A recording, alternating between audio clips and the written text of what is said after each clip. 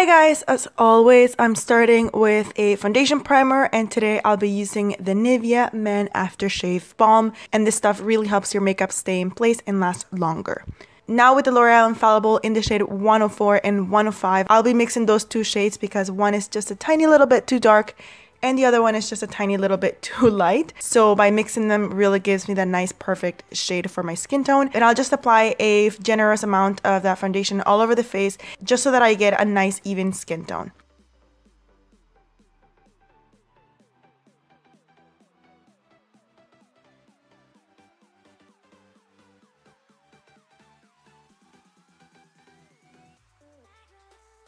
For concealer today, I'll be using the Revlon Age Define Concealer, and this is in the shade Light 02. And I'll be applying that underneath the eyes, and this is going to cover the dark circles just because the foundation didn't fully cover them. And then I'll also be applying that on the eyelids, and this is going to serve me as an eyeshadow base and helps the eyeshadow stand out and last longer. And I'm also going to apply that on the forehead and on the jawline just to balance out the highlight. And I'm going to make sure to also apply that on the smile lines because when I smile, talk, eat, or whatever, sometimes my makeup tends to get creasy there, so applying the concealer there really prevents that. And then with my finger, I'm just going to blend everything out because this concealer is a little bit on the thicker side, so the warmth of my finger against my skin really helps to blend this concealer out.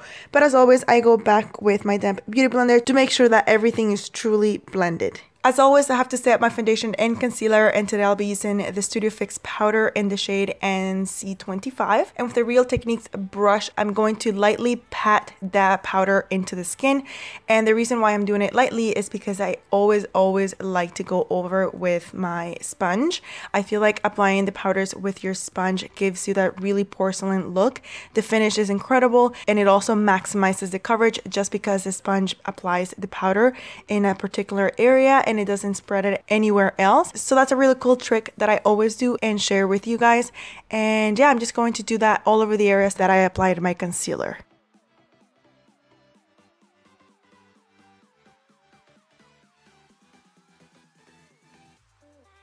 I do have a brow routine. I will leave that in the description box if you're interested.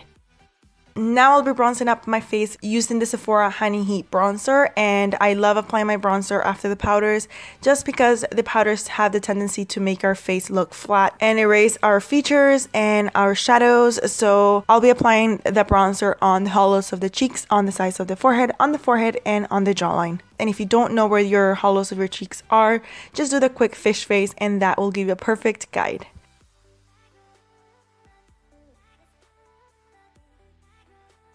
For blush today, I'll be using Petal Power by MAC, and this one is a mineralized blush, which is really gorgeous. It gives you that luminous finish that I also really like.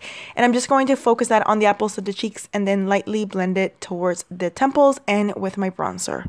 Now I'll set my makeup using the Urban Decay setting spray. This one is the Gray Cap, which is for oily skin. And just before that setting spray dries, I'll be applying my highlight, which today is the Ofra Rodeo Drive. And as always, I'll apply it on the highest point of my cheeks in a C shape. And lately, I've been applying that on top of my blush and on the apples of the cheeks. I know it's a lot of highlight, but in pictures, it looks really amazing. And it also gives you that dewy, glowy skin. So I've been really liking that lately. I never thought I'd be saying this because I always wanted my matte skin, but anyways, I'll also apply that on the chin, on the cupid's bow, and a little bit above the eyebrow.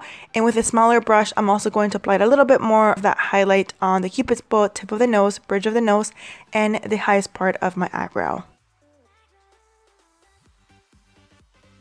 Using the Artist palette from Anastasia Beverly Hills, I'll be using Dusty Rose and Aubergine. I'm not sure if I'm saying this right, but anyways, I'm just going to mix those two, and I'm going to apply that mix on the crease, and this combo will be my transition shade. All I'm going to do is lightly start building up that transition shade until I have reached enough depth.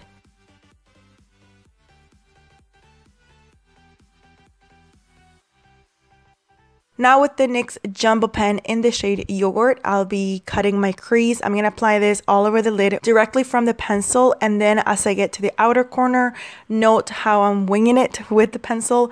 So this is going to give you that nice cut crease, and then with the help of a smaller brush, I'm going to clean up that crease even more and to make sure that it's really defined and that there is a nice visible line between the crease colors and the lid color. For the lid, I'll be using Pink Champagne from Anastasia Beverly Hills, and I'll be applying that all over the areas that I applied Yogurt with my fingers first, and then I'll be using a brush, again, just so I have more control on where to apply this eyeshadow, because using my fingers, sometimes it's really hard to reach certain areas in my eye. So the brush really helps me to do that, and it gives me a perfect application. Now I'll be doing my wing liner, and I'll be using, surprise, surprise, the NYC liquid eyeliner.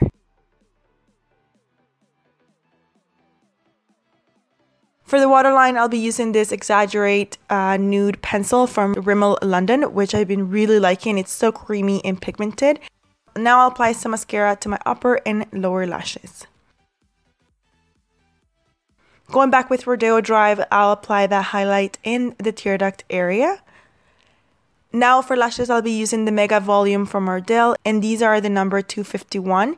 And my favorite eyelash glue is the Duo Adhesive. This one is the dark tone, which just means it dries black. As always, I sit the falsies on top of the center of my eyelashes, and then I place the outer corner of the lashes as close to my lash line as possible. And then I do the same thing with the inner corner. And that's it. This trick always works when applying my falsies. And to finish the eye look, I always like to go over my eyeliner with my NYC liquid eyeliner, and this hides any glue that might be peeking through, and it also sharpens that line and it makes it super black. So now we're ready to fly away with our lashes. Bye bye. For lipstick today, I'll be using the nude lipstick from NYX, and this one is Satin Ribbon, and I'll just apply that all over the lips.